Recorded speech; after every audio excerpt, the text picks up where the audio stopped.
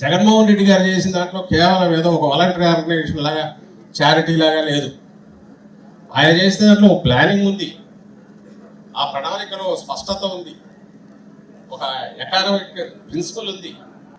మన దగ్గర నుంచి గవర్నమెంట్ నుంచి ఎవరైతే అర్హులందరికీ ₹1 పన్ను పోకుండా వాళ్ళ చేరుతుంది. వాళ్ళ దీంట్లో వాళ్ళ అవసరాలు వాళ్ళు తీర్చుకోవడానికి మార్కెట్కి వెళ్ళగలిగేవాళ్ళు. ప్రతిదీ దానివల్ల వ్యాపారం నడుస్తున్నది. మళ్ళీ తిరిగి ట్యాక్స్ రూపంలో గవర్నమెంట్ వచ్చింది. ఎకనామిక్స్ అంటే అదే ఆర్థిక శాస్త్రం. ఏవి చేసినా ఈ బ్యాలెన్స్ చేస్తే అది బ్రహ్మాండమైన డెవలప్మెంట్. అది డెవలప్మెంట్ కాదంటే మీరు గోడకేస్తారు. ఈరోజు ఎందుకు లేదు మరి? ఈరోజు ఇన్ని లక్షల కోట్లు 18 నెలల్లోనే 2,70,000 కోట్లు వెళ్తాం. మనం 5 ఏళ్లలో చేసిన దాంట్లో కోవిడ్ ఎదుర్కోవడానికి చేసిన అడిషనల్ ఎక్స్పెండిచర్తో వ్యయంతో పోలిస్తే 80% పైగా ఈ 18 నెలలు 19 నెలల్లోనే చేసింది.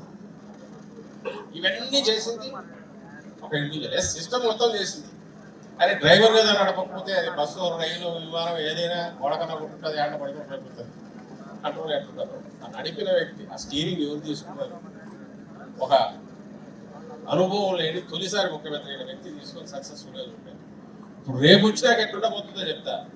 నెక్స్ట్ 5 ఇయర్స్లో ఈ గత అనుభవాలు లెక్కలు వేసుకున్నారు. ఒక 20 ఏళ్ళు 30 ఏళ్ళు ముందుకు తీసుకుపోయే రకంగా ఉంటుంది. చంద్రబాబు నాయుడు గారు దీన్ని 10 ఏళ్ళు వెనక్కి తీసుకుపోయినా ఈ 4 ఏళ్ళు ఆయన చేస్తాడు, 10 ఏళ్ళు 20 ఏళ్ళు వెనక్కి లేకపోతాడు. అయినా సరే మళ్ళీ బ్యాలెన్స్ చేసి దేశంలోని అగ్రగామిగా స్టేట్గా తీసుకుపోవడానికి నెక్స్ట్ 5 ఇయర్స్ మనం సిద్ధంగా ఉన్నాం. ఎందుకంటే నాయకత్వం ఉంది. ఆయన కూడా అలాంటి ప్రణాళికలతోనే ఉన్నారు. ప్లస్ మంచి మనసు, మంచి పాలన ఇచ్చారు. పాలకుడు ఎట్లుండాలో చూపించారు. అప్పుడు రాజశేఖర్ అన్నట్టు ఏదో లోపం ఉంటుందేమంటారు. చంద్రబాబు గారు అన్నామంటే నేను వేసిన రోడ్డు మీరు దిగుతాను, మీరు నా ఓట్లు బాగా ఉన్నట్టు అడుగుతాడు. తేడా అది.